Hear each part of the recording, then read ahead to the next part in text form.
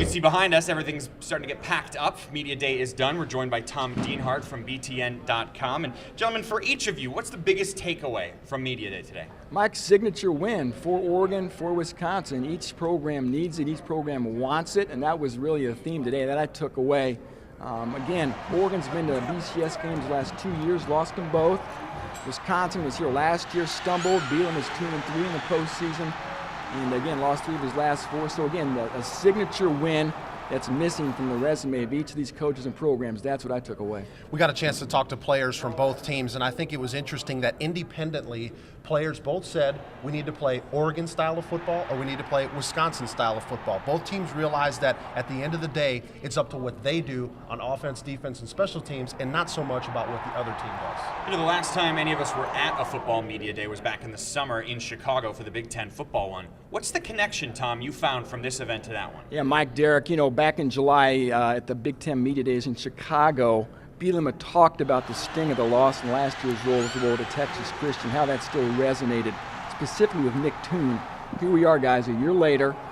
Bielema's back, the Badgers are back with a chance for redemption. He's talked about that very same moment. Again, the sting of that loss last year.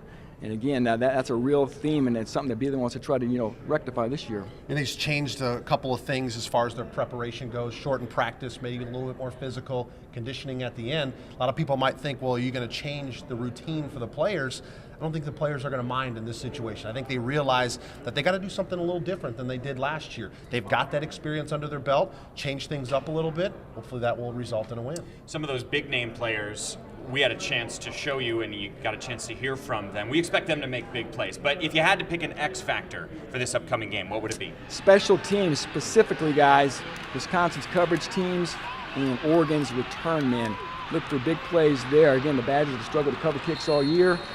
Oregon's got a couple big return men, dangerous return men in LaMichael James and DeAnthony Thomas. So again, close game. Special teams can make a big difference. Yeah, that's definitely one area that Wisconsin struggled in is the kicking game. I would say with the Oregon defense. I think Wisconsin's got a top 10 offense and defense. Oregon is not statistically ranked as high as you might think a team playing in a BCS game or a Rose Bowl game. I think you got to take an eye to Oregon, what they're going to do defensively to slow down, as we know, a very potent offense led by Russell Wilson, Monty Ball, and everybody else. Finally, there has been a mayoral bet. The mayors of Madison and Eugene have said that whichever team loses, that person will write a $500 check to the other team's city. That money will go for tools for Habitat for Humanity.